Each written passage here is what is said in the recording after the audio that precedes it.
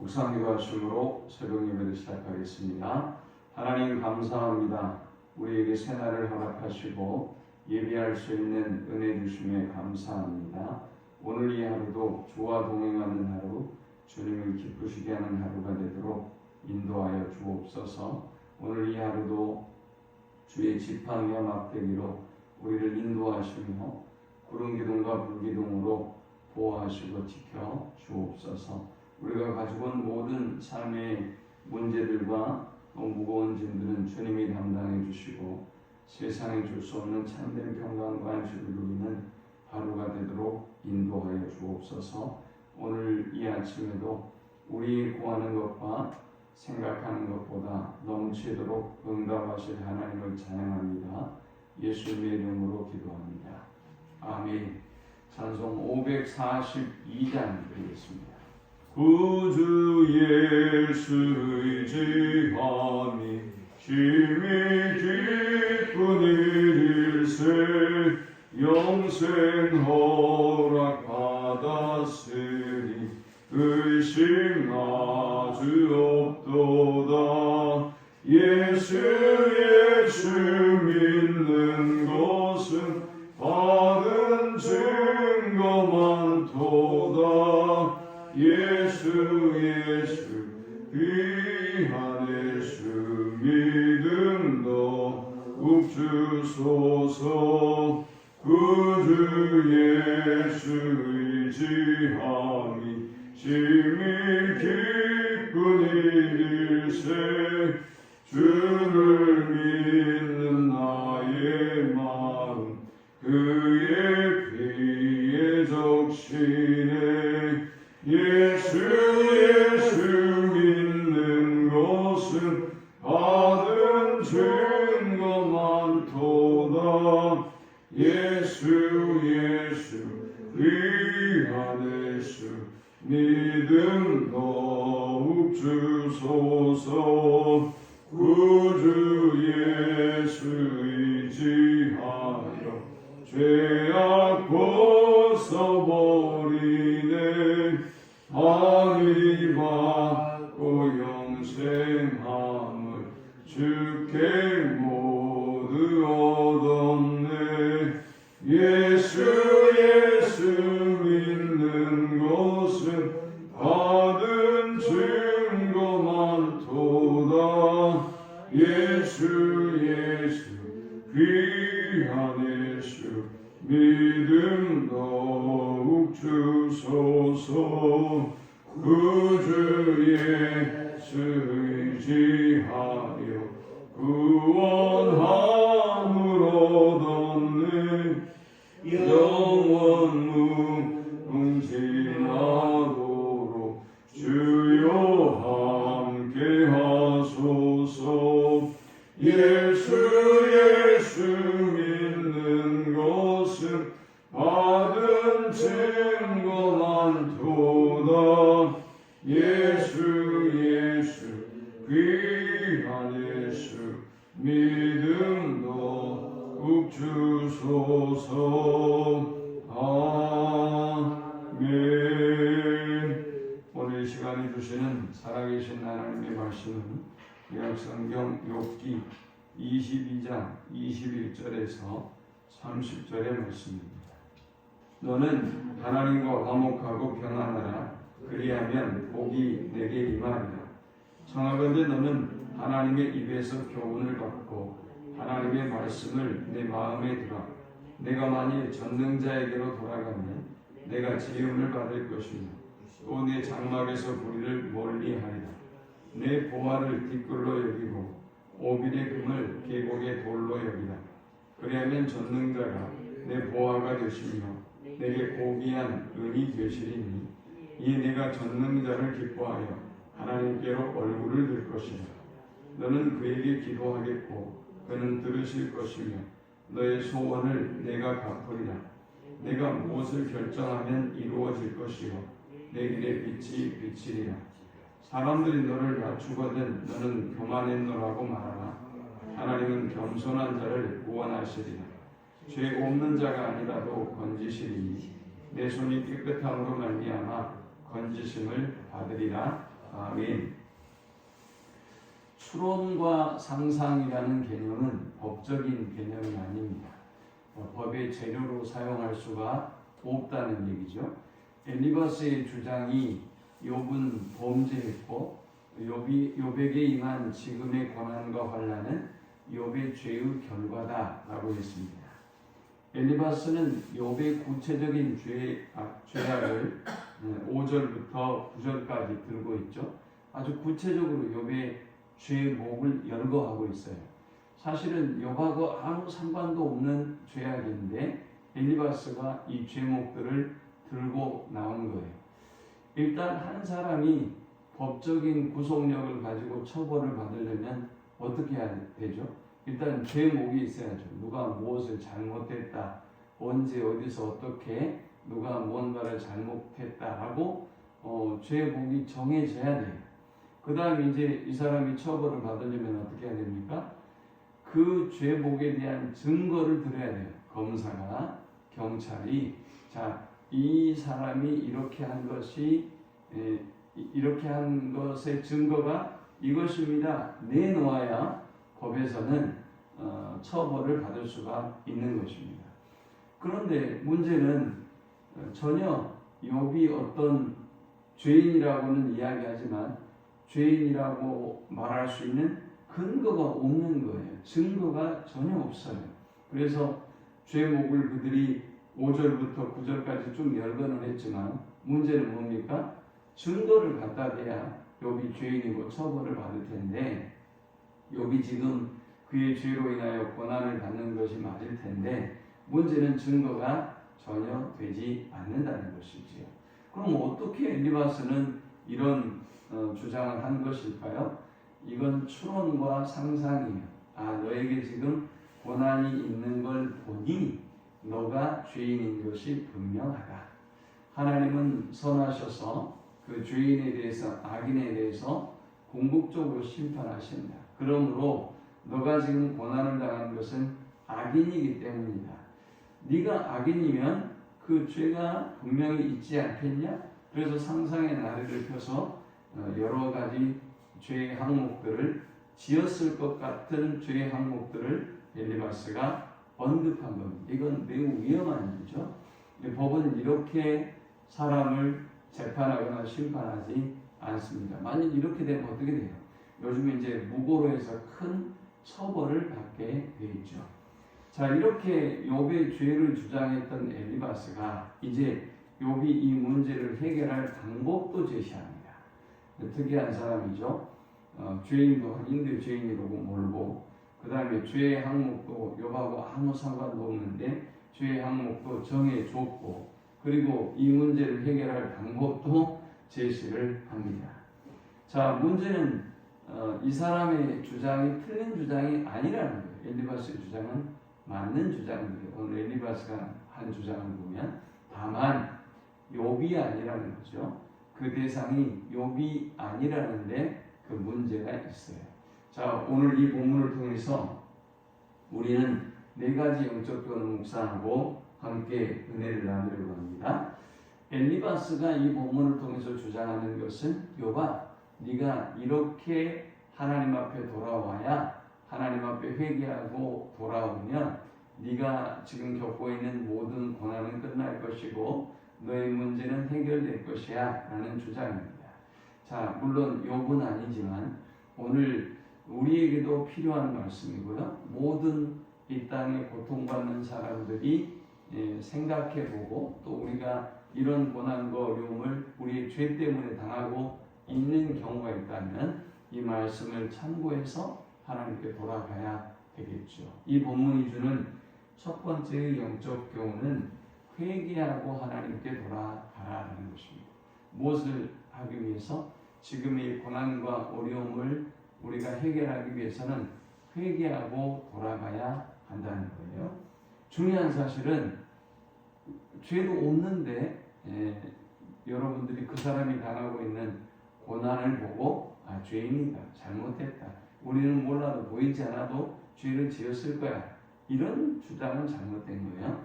우리가 분명한 죄인이라고 생각이 될 때, 여러분이 그러할 때, 여러분 자신이 그러한 생각이 들 때 이 모든 고난과 어려움을 끝낼 수 있는 방법은 회개하고 하나님께 돌아가는 방법밖에 없다라는 거예요. 먼저 21절이죠. 21절에 너는 하나님과 화목하고 평안하라 그리하면 복이 내게 임하리라 했습니다. 회개하고 돌아가서 하나님과 화목한 관계를 이루면 평안이 임하고 복이 임하게 될 것이라 라는 말씀입니다. 23절에는 내가 만일 전능자에게로 돌아가면 내가 지음을 받을 것이며 또 내 장막에서 불의를 멀리 하리라. 하나님 앞에 우리가 돌아가면 하나님의 회복의 은혜가 임하고 하나님과의 관계가 회복된다는 말씀입니다. 30절에도 죄 없는 자가 아니라도 건지시리니 내 손이 깨끗함으로 말미암아 건지심을 받으리라 했습니다. 하나님께로 돌아가면 우리가 죄인임에도 불구하고 우리를 깨끗게 하시고 우리를 건지시고 구원해 주시겠다는 것입니다.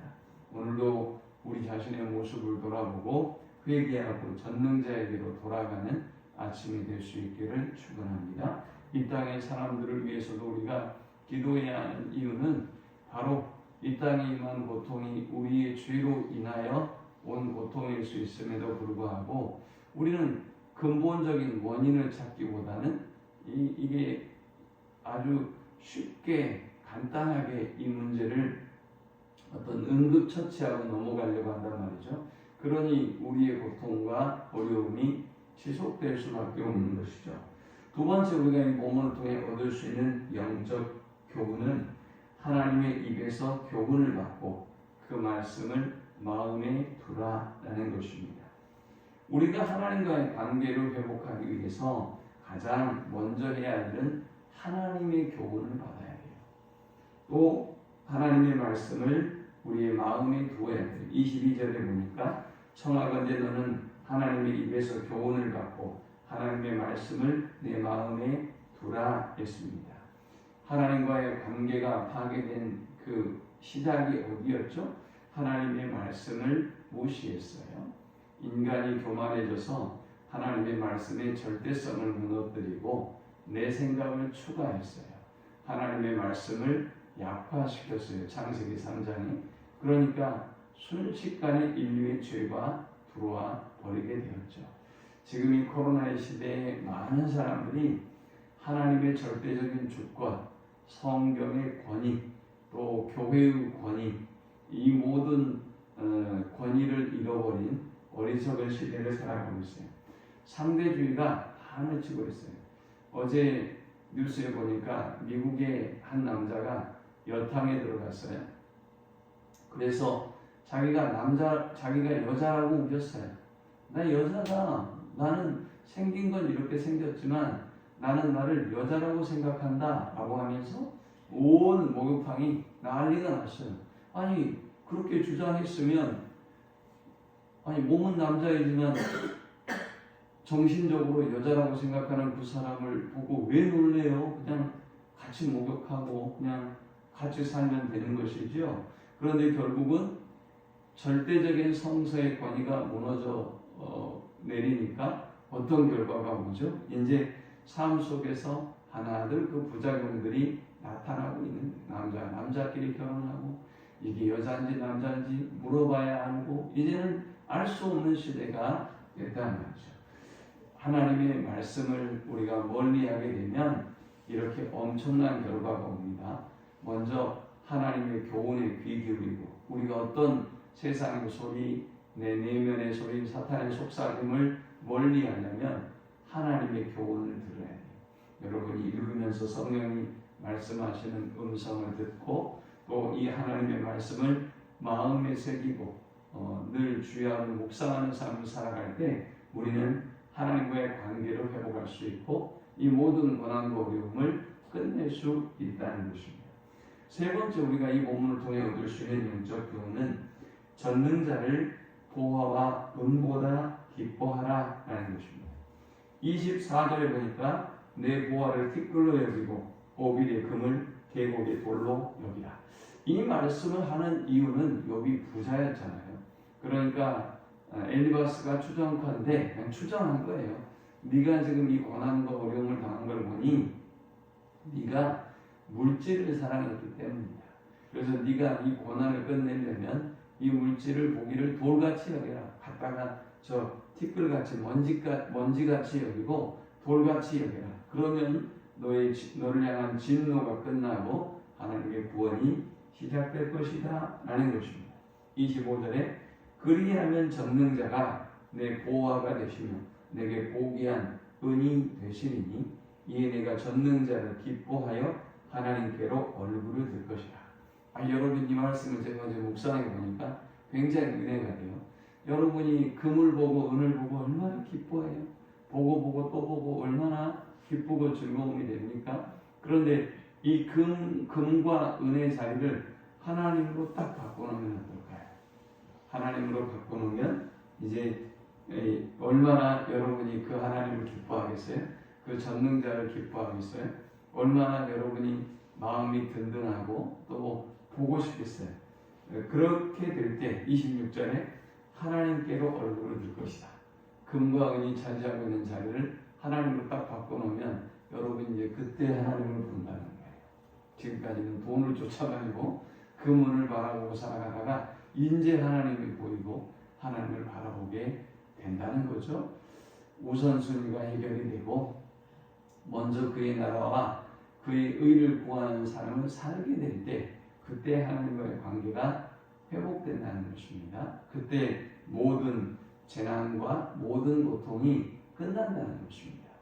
마지막 네 번째 우리가 이 본문을 통해 얻을 수 있는 영적 교훈은 하나님은 겸손한 자를 구원하신다라는 것입니다. 29절에 보니까 사람들이 너를 낮추거든 너는 교만해노라고 말하라. 하나님은 겸손한 자를 구원하시리라. 지금까지 욥의 대답의 태도, 대응의 태도를 보니까 욥이 강팍하고 교만하단 말이죠. 이 친구들이 바라보기 자기가 죄를 안 지었다고 그러죠. 하나님이 잘못했다고 그러죠. 또 친구들한테도 얘기하는 이 모습과 태도를 보니 교만하기 짝이 없단 말이죠. 그래서 사람들이 너를 욕하고 비난하면 너가 인정하고 빨리 낮아져야 돼. 그래야 하나님이 너를 높이셔 라고 지금 엘리바스가 이야기하고 있는 거예요. 그런데 여러분 이런 어법들은 여러분의 일상 속에서 여러분이 잘 사용하고 있는 말이에요. 흔히 이런 생각 속에 빠져요. 너가 이런 고난을 당하고 있는 거 보니 이런 것 같다. 이렇게 해라 라는 거죠.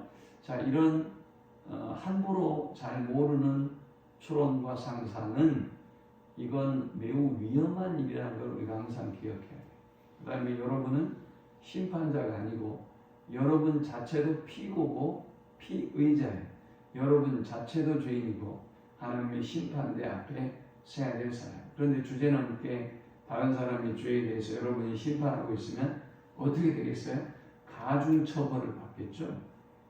또 다른 벌을 받아야 되겠죠. 우리가 그러므로 하나님 앞에 끊임없이 내 자신을 돌아봐야 돼. 다른 사람을 돌아볼 게 아니라. 그리고 끊임없이 겸손해야 돼. 그때 하나님과의 관계가 회복되고 하나님의 은혜가 구원의 역사가 우리 가운데 임하는 것입니다. 이 말씀을 기억하면서 비록 대상에 대한 적용은 잘못됐지만 엘리바스를 통해서 주시는 하나님의 음성을 듣고 하나님께로 돌아가고 하나님과의 관계를 회복하는 우리 모두가 되실 수 있기를 축원합니다. 또 저 욥에게 대한 그릇된 적용처럼 다른 사람에게 우리가 함부로 이 정죄하는 습관을 버리고 또 그것도 추론과 상상을 통해서 어떤 정죄하고 심판하는 죄를 범하지 아니하는 우리 자신을 돌아보고 하나님께 나가는 우리 모두가 되시기를 축원합니다. 하나님 감사합니다. 귀한 말씀을 통해서 은혜 받고 깨닫습니다. 귀한 말씀 붙잡고 오늘도 주께로 더욱더 가까이 나아가는 하루가 되게 하여 주옵소서. 하나님과의 관계가 회복될 수 있도록 우리 자신을 돌아보고 회개하고 나아가는 저들이 되게 하여 주옵소서. 행역 하나님 우리가 심판자가 되지 아니하게 하시고 헛된 정죄로 하나님의 마음을 또 지체된 마음을 아프게 하는 일이 없도록 우리를 불쌍히 여기시고 함께하여 주옵소서. 온전히 하나님만 바라보고 살아가는 귀한 주의 자녀들 되게 주옵소서. 예수님의 이름으로 기도합니다. 아멘. 지금은 우리 주 예수 그리스도의 크신 은혜와 성부 하나님의 극진한 사랑과 성령의 인도보 교통 충만케 하시니 우리의 모든 죄와 연약함과 우리의 모든 문제들을 하나님께 온전히 맡기며 오직 하나님과의 관계를 회복하고 또 깊은 교제와 또 만남의 삶을 살기를 소망하는 모든 주의 백성들의 머리 위에 이제부터 영원토록 함께 있을지어다. 아멘.